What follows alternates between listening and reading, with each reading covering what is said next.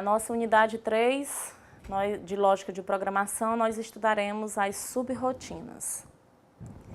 Estudaremos a aplicação de subrrotinas em algoritmos, também conhecida por módulos, subprogramas ou subrrotinas. Na realidade, não importa como são chamadas, o que importa é a forma como funcionam e como devem ser aplicadas em um programa. E é isto que o aluno aprenderá a partir de agora. A complexidade dos algoritmos está intimamente ligada à aplicação a que se destina. Em geral, problemas complicados exigem algoritmos extensos para sua solução. Sempre é possível dividir problemas grandes e complicados em problemas menores e de solução mais simples. Assim, pode-se solucionar cada um destes pequenos problemas separadamente, criando algoritmos para tal, que no caso são as subrrotinas. Posteriormente, pela justaposição destas subrrotinas, elabora-se automaticamente um algoritmo mais complexo e que soluciona o problema original.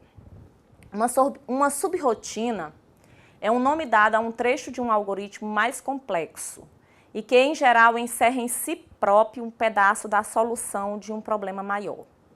O algoritmo a que se está subordinada. Este conceito é essencial numa ciência bastante recente, que no caso é a engenharia de software.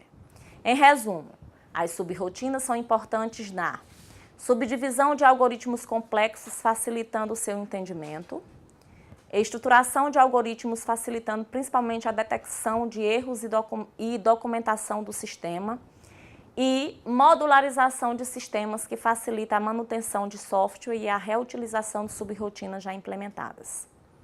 Mecanismos de funcionamento.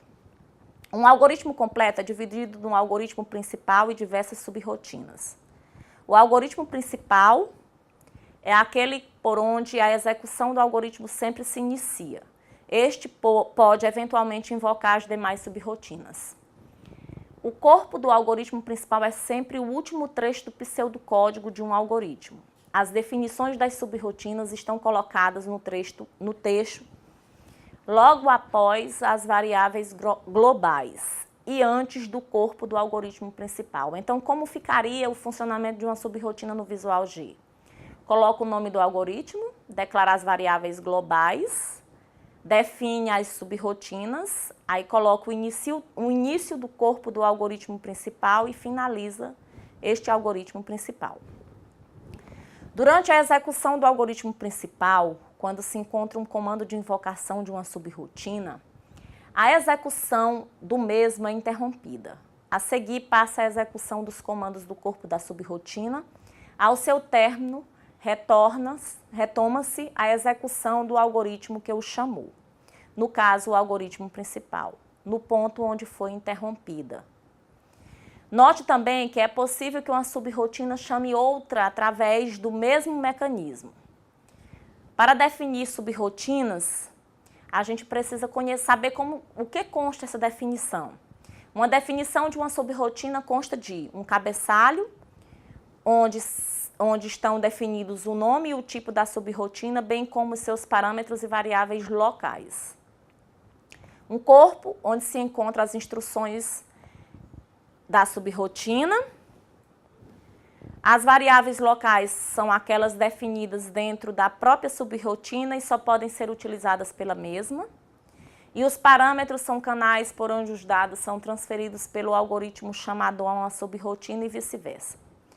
Para que possa iniciar a execução das instruções em seu corpo, uma subrrotina às vezes precisa receber dados do algoritmo que o chamou. E ao terminar sua tarefa, ela deve fornecer ao algoritmo chamador os resultados da mesma. Essa comunicação bidirecional pode ser feita de dois modos, que serão estudados mais à frente, por meio de variáveis globais ou por meio de passagem de parâmetros. Um tipo de uma subrrotina é definida em função do número de valores que a subrrotina retorna ao algoritmo que a chamou. Segundo essa classificação, as rotinas podem ser de dois tipos. As subrrotinas podem ser de dois tipos. Eu tenho as funções, que são subrrotinas que retornam um e somente um valor ao algoritmo chamador. Temos também as subrrotinas procedimentos, que é as que retornam 0 ou mais valores ao algoritmo chamador. Na realidade, a tarefa desempenhada por uma subrrotina do tipo função pode perfeitamente ser feita por outra subrrotina do tipo procedimento. O primeiro é um caso particular do caso a função, um caso particular do procedimento. Esta diferenciação é feita por razões históricas ou então pelo número de subrrotinas que se encaixam na categoria de funções. A subrrotina funções no Visual G é um subprograma que retorna um valor. Sua declaração deve estar entre o final da declaração das variáveis globais e a linha de início do programa principal. Funções pré-definidas no Visual G. Para você ter acesso às funções pré-definidas no Visual G, basta pressionar a tecla Ctrl mais J. Ele vai mostrar uma lista de funções pré-definidas. A sua utilização é muito simples, basta selecionar a função desejada e dar um Enter. Depois é só passar os parâmetros desejados para esta função. Vamos aprender a criar nossas próprias funções no Visual G. A criação de uma função deve ser declarada com os demais objetos no início do programa, logo após, como eu disse, a declaração das variáveis globais. Está aí um exemplo de um algoritmo que utiliza uma função, tá? Aí um exemplo da sintaxe. A gente tem o nome do algoritmo, a declaração das variáveis globais, aí temos a sintaxe da função. Coloco o nome função, o identificador, a variável, os parâmetros e o tipo de retorno da função. Coloco as variáveis locais da função, inicio os comandos e coloco o comando retorne e a variável de retorno. O nome da função, o identificador é o nome da função.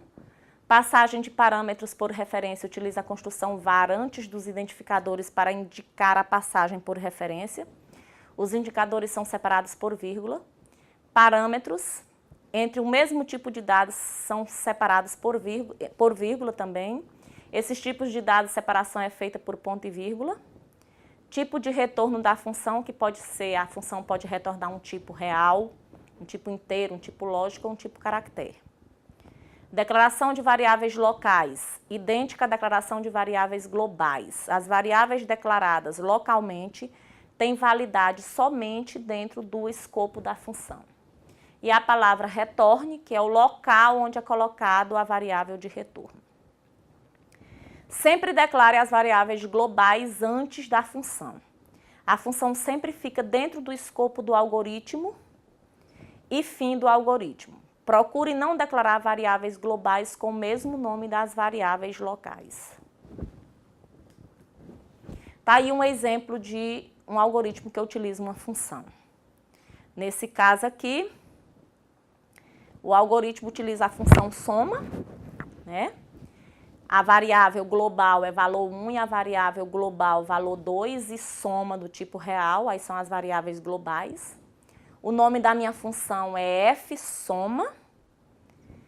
As variáveis locais, no caso aí, os parâmetros da função fsoma é recebe valor 1, recebe valor 2, essas duas variáveis aí são real e esta função vai retornar um real. A variável local da função é total, que também será do tipo real, onde total vai recebe valor 1, mas recebe valor 2. E no final você vai retornar o total. E finaliza a função. Dou início ao corpo do programa principal, onde eu vou ler o valor 1, vou ler o valor 2. Aí a soma vai chamar a função soma. Só que observem que aí as variáveis, os parâmetros utilizados na função soma são as variáveis globais. Nesse caso aí a função soma vai somar o valor 1 com o valor 2. E finaliza a função. Procedimento é um subprograma que retorna zero, ou nenhum, zero, no caso nenhuma, ou mais valores ao algoritmo chamador.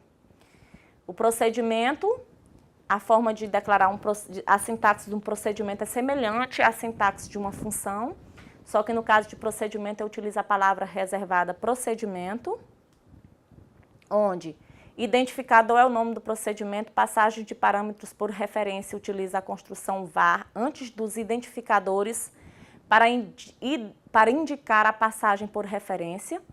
Os identificadores são separados por vírgula.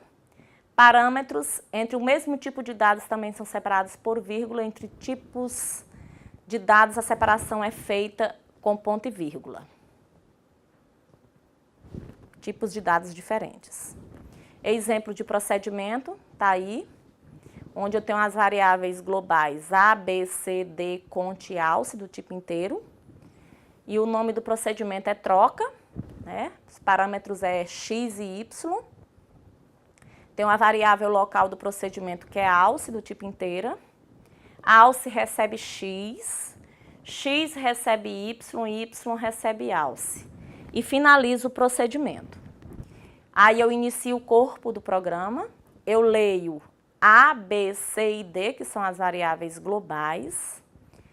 Enquanto A não for menor ou igual a B, e nem B menor ou igual a C, e nem C menor ou igual a D, enquanto isso não for verdade, eu vou fazer o seguinte: se D for menor que C, então troca D e C. No caso, vai ser feito ali dentro do procedimento. Onde tiver X, coloca D, onde tiver Y, coloca C. Se C for menor que B, então troca C e B. Faz o procedimento, faz o que acontece lá no procedimento. Se B for menor que A, então troca B e A. Finalizo se, finalizo o enquanto, observe que aí é uma estrutura de decisão dentro de uma estrutura de repetição e mostro A, B, C e D. Isto quando a gente estiver executando em nossas aulas presenciais, a gente vai ver como é que isso fica. E finalizo o algoritmo, de acordo com a leitura dos dados A, B, C e D. Vamos diferenciar o que é variável global de local. Variáveis globais são aquelas declaradas no início de um algoritmo. São visíveis, isto é, podem ser usadas no algoritmo principal e por todas as demais subrrotinas. Variáveis locais são aquelas definidas dentro de uma subrrotina e, portanto, só são visíveis dentro dela. Tá? Vejamos alguns exemplos. Está aqui de uma função que faz o dobro de um número. Variáveis locais, no caso, o número e o dobro. Variáveis globais, no caso, número e dobro, num e dobro. E variável local, função, a variável D. Nesse caso aí, eu estou utilizando a função que vai calcular o dobro de um número. Parâmetros. Parâmetros são canais pelos quais se estabelece uma comunicação bidirecional entre uma rotina e o algoritmo chamador. No caso, esse algoritmo chamador pode ser o algoritmo principal ou outra subrrotina. Dados são passados pelo algoritmo chamador à subrrotina ou retornados por este ao primeiro por meio de parâmetros. Existem parâmetros formais, que são nomes simbólicos introduzidos no cabeçalho das subrrotinas, usados na definição dos parâmetros da mesma. Dentro de uma subrrotina, trabalha-se com estes nomes da mesma forma como se trabalha com variáveis locais ou globais. No exemplo que nós estamos vendo aí da função média, x e y são parâmetros formais da função média. Parâmetros reais são aqueles que substituem os parâmetros formais quando acontece a chamada de uma subrrotina. Por exemplo, no trecho seguinte de um algoritmo que invoca a função média, os parâmetros 8 e 7 são parâmetros, no caso da função média, com os parâmetros reais 8 e 7. Os formais é x e y, 8 e 7 são os reais.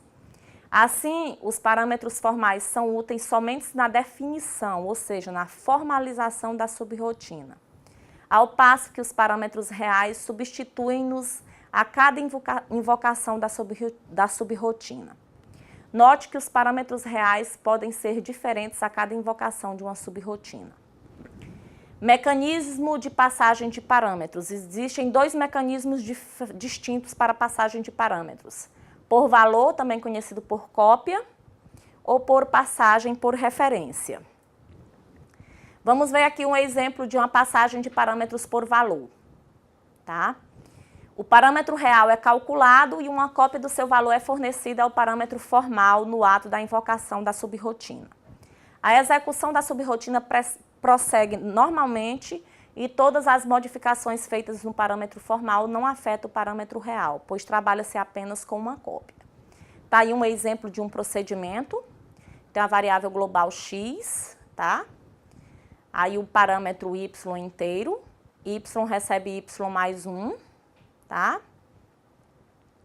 Aí escreve durante y, finaliza o procedimento, dou início ao programa principal, x recebe 1, antes x coloca o x, aí chama o procedimento de x, onde x vai ser adicionado de uma unidade, depois escreve x, finaliza o algoritmo.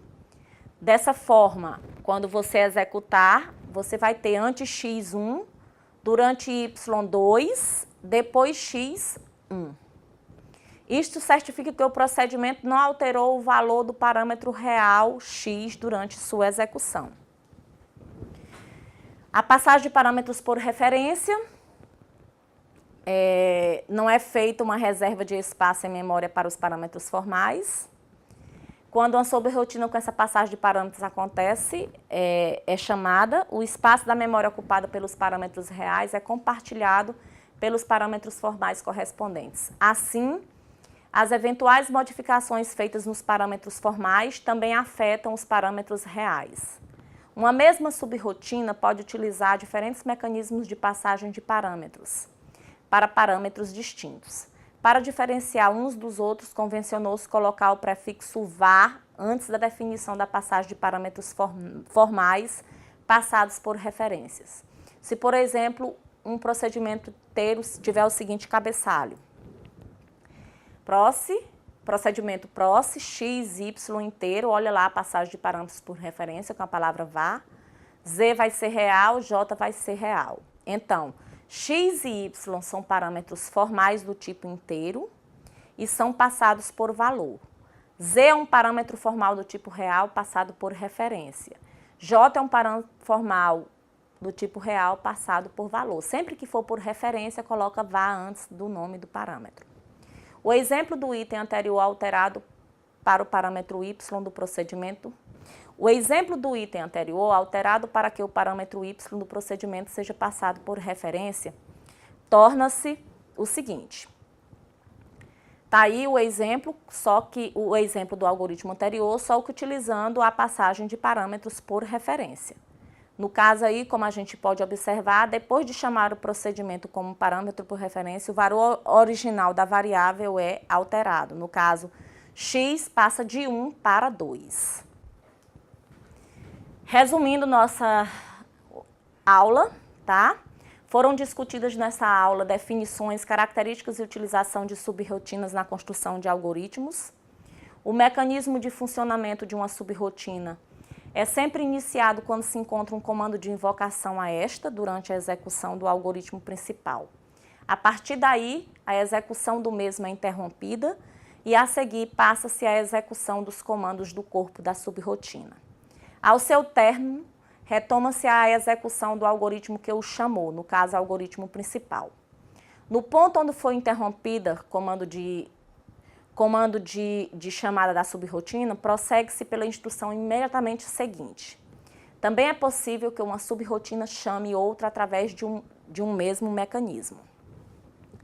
Esta invocação pode se dar também através dos parâmetros que são canais por onde os dados são transferidos pelo algoritmo chamador a uma subrrotina e vice-versa. Essa comunicação bidirecional pode ser feita de dois modos, que são por meio de variáveis globais ou por meio de passagem de parâmetros, como eu falei. As funções, como foi dito, retornam um e somente um valor ao algoritmo chamador, enquanto que os procedimentos retornam 0 ou mais valores ao algoritmo chamador. Na realidade, a tarefa desempenhada por uma subrrotina do tipo função pode perfeitamente ser feita por outra do tipo procedimento, pois função é um caso particular de procedimento. Sendo assim, Encerramos a nossa terceira unidade, tá? Onde tivemos a explanação do uso de subrrotinas. Nas nossas aulas presenciais isso será detalhado e trabalhado com mais ênfase. Muito bem, encerramos a nossa unidade 3, onde estudamos subrrotinas, tá? Vimos as duas formas de subrrotinas que utilizaremos, que é funções e procedimentos, mas a gente vai trabalhar isso nas nossas aulas presenciais, para que seja fixado e seja feita a diferença de funções e procedimentos para vocês.